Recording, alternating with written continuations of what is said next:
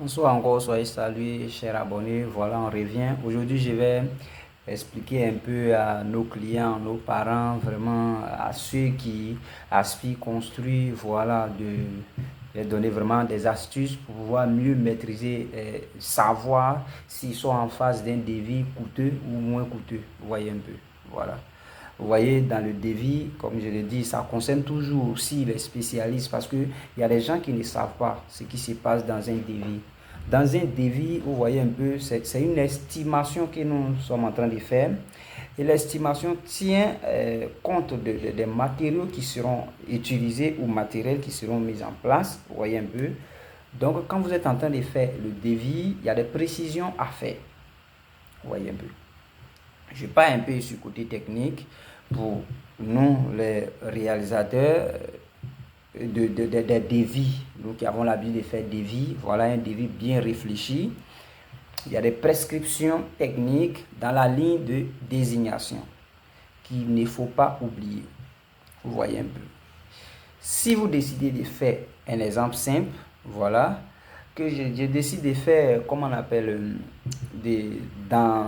au niveau des sanitaires, je décide de faire, comment on appelle, un, un lavabo et que le lavabo est en plastique, cela doit être précisé dans le côté désignation de mon travail.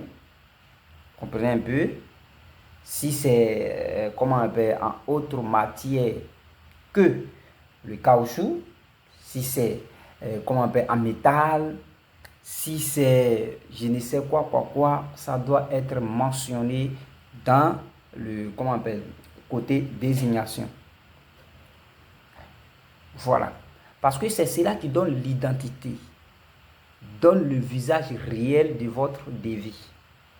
Ne partez pas mettre lavabo et puis vous donnez un prix, 100 000, 200 000, 400 000, un exemple. Ne partez pas faire ça. Ce n'est pas technique, ce n'est pas professionnel. Vous comprenez un peu. Donc, avant de faire, il faut, si vous prenez exemple dans vos salons, voilà, vous partez acheter une télé, un exemple.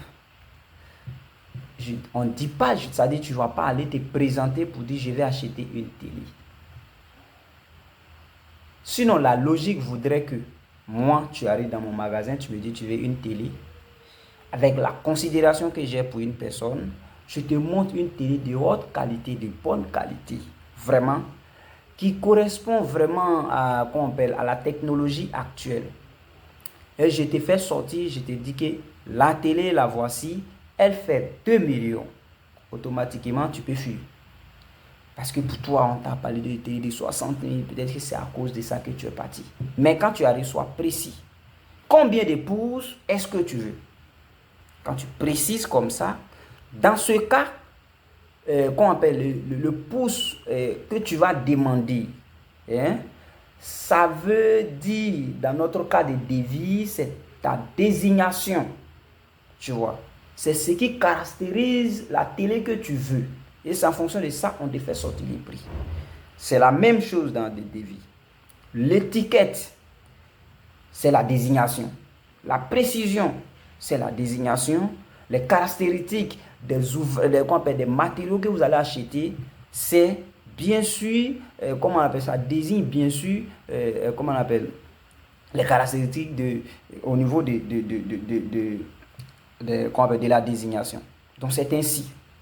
Donc les parents aussi, pour bien maîtriser les devis, pour dire celui-ci il est cher ou moins cher, quand vous prenez le devis, en tout cas si ce n'est pas un amateur qui s'est assis, il a écrit et puis il a balancé, ou bien peut-être parce que souvent quand les travaux ne sont pas aussi importants, on peut voilà, écrire à la main.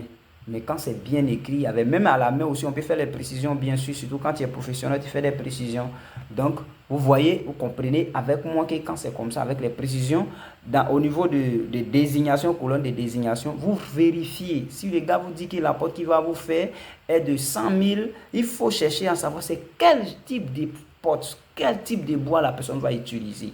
Si c'est en métal, c'est combien de, comment on appelle, c'est-à-dire que le PC du métal, est-ce que c'est mesuré là-bas, est-ce que c'est pour doubler? Il y a ça qu'il faut connaître avant de dire automatiquement que le devis est cher. Parce que Si vous devez faire le contrôle de vos travaux, c'est ça qui constitue le contrat. C'est sur ça que vous regardez pour dire à l'entrepreneur, pour dire au réalisateur que ce que tu es en train de faire n'est pas conforme au devis que vous m'avez donné. Parce que ici, vous avez dit tant, mais ce que je vois sur le terrain est comme si. Même sur les grands travaux d'échangeurs, les grands travaux d'État, quand on va pour le contrôle, c'est ainsi. On contrôle technique et on contrôle qualité. Mais étant donné que toi, tu n'es pas technique, la seule chose qui peut te faire maîtriser ton devis, peut te faire savoir que tu es en face de quelqu'un qui connaît son travail, tu es en face de quelqu'un qui est en train de te mentir ou bien je te dis la vérité, c'est côté désignation. Vérifie les désignations pour savoir si les portes, si c'est un compte plaqué, c'est en combien de millimètres, il faut savoir. Si c'est le plafond, il faut savoir c'est en combien de millimètres le compte plaqué qu'il va acheter avant de crier que c'est cher. Parce que vous pouvez tomber ailleurs encore, vous allez payer plus cher que ça sans vous en rendre compte. Parce que quand tu payes moins, oui, selon toi, tu as payé moins et qu'on t'envoie un matériau de moins qualité c'est-à-dire qui ne va pas durer dans le temps, à vrai dire, tu as payé cher. Comme on le dit sur quand le marché ivoirien, tu deviens un peu un gawa. Tu es parti acheter peut-être friperie qu'on vend en 1000 francs à 10 000 à quelque part. Tu es un peu comme un gawa. Vous voyez un peu. Donc, regardez bien les désignations. S'il y a des questions à poser à quelqu'un qui vous fait un devis, voici les questions qu'il faut lui poser. La porte là, c'est en quoi? C'est quel bois tu vas utiliser? Même si tu ne sais pas lire.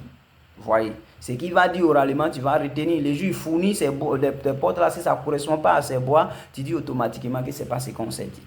Vous voyez un peu. Donc c'est comme ça qu'il faut vérifier les devis. Sinon, si quelqu'un dit compte plaqué, bah, il colle et puis il te dit 20 000 par mètre carré et que tu n'as rien vérifié, tu ne sais pas c'est combien de compte plaqué de combien de millimètres que tu ne sais pas et qui vient avec un exemple, 2 millimètres de compte plaqué, vous allez comprendre avec moi que ça va te gêner. Ou bien tu as refusé, tu vas voir lui dans sa désignation, il avait dit 10 millimètres. Tu vois un peu ce qui est bon. La logique voudrait que si tu penses que c'est cher, c'est de dire bon, moi je ne veux pas trop aller là. Peut-être il faut prendre 5 mm pour faire mon travail parce que je n'ai pas trop de moyens. Tu discutes comme ça avec la personne peut casser les prix pour te donner selon tes réalités. Vous voyez un peu. Voilà. Sinon, la logique voudrait que tu es en face d'un client avec la considération, tu lui proposes quelque chose de meilleure qualité.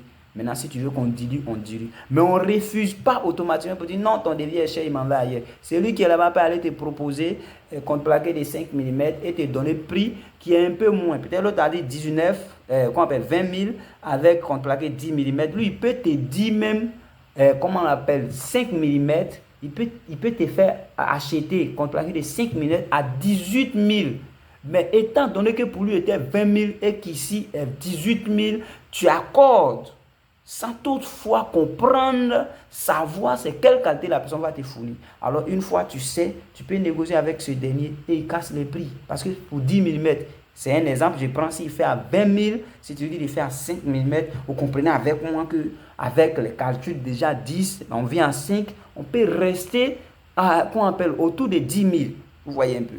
Mais tu pars ailleurs, on peut te vendre un compte plaqué de 5 mm à 18 000. Mais étant donné qu'il y a 2 000 de différence, je dis voilà, c'est pour toi qui est bon. Alors on va te fournir un matériau de mauvaise qualité. Donc, dans tout devis, il faut chercher à comprendre qu'est-ce que la personne veut prendre. Même si ce sont les aglos, ce sont des briques, c'est que nous avons l'habitude d'appeler. Il faut chercher à comprendre les briques là. C'est toi qui les fabriques ou bien tu envoies ça où? Si c'est à la machine, on se rend compte, c'est-à-dire on peut tirer conclusion automatiquement que normalement quand ça sort à la machine, c'est de la qualité parce que les dosages sont suivis de près par les techniciens. En réalité, c'est ce qui doit se passer. Bon, comme ici, nos usines souvent ne respectent pas les prescriptions des trucs, c'est à cause de ça. Donc on suppose que c'est respecté. Maintenant, là, vous pouvez passer maintenant à la négociation. Mais automatiquement, ne refuse pas. Parce que tu vas voir, le gars t'a proposé un bon travail. Je me rappelle, récemment, j'ai fait un truc, j'ai fait un devis, manuscrit même que j'ai donné à quelqu'un. La personne a failli me frapper, vous voyez. C'est un devis même qui n'atteint pas 300 000. Mais je devais faire un truc, une petite plateforme. Moi, j'ai mis épaisseur de, qu'on appelle 10 cm de béton. Pour vraiment une bonne stabilité de la chose, vous voyez un peu, pour que ça puisse durer. Le monsieur a commencé, c'est-à-dire simplement devis présenté, il a failli me frapper. Donc moi, qu'est-ce que j'ai fait? Avec la concertation de ma hiérarchie, je me suis ressaisi et j'ai divisé les 10 cm par 2, je coule un béton de 5 cm et vous voyez, l'argent est divisé en 2, la personne est contente parce que c'est devenu moins. Dans sa tête, pour elle, je pouvais faire moins, mais je l'ai blagué. Mais à vrai dire, la qualité du travail n'est pas respectée. C'est ça qui est le problème. C'est deux qualités très différentes. Tu veux moins cher, on fait moins cher pour toi. Donc, avant de dire que le devis est cher, il faut chercher à comprendre le devis là. Qu'est-ce que tu as fait ici là? C'est pour faire quoi au juste? C'est quoi tu veux utiliser? Mon dallage là, c'est quel est le perceur? Ça vaut 10, ça vaut 5. C'est de ça qu'il s'agit avant de crier le devis est cher. Donc, majoritairement, le devis d'un technicien, d'un spécialiste, d'un ingénieur, vraiment pour quelqu'un qui connaît les domaines, voilà, c'est suivi de la qualité du travail. Si vous voulez, on peut casser, mais on casse un peu la qualité du travail selon votre demande. Donc, sachez négocier les devis, tout simplement. Je vous remercie.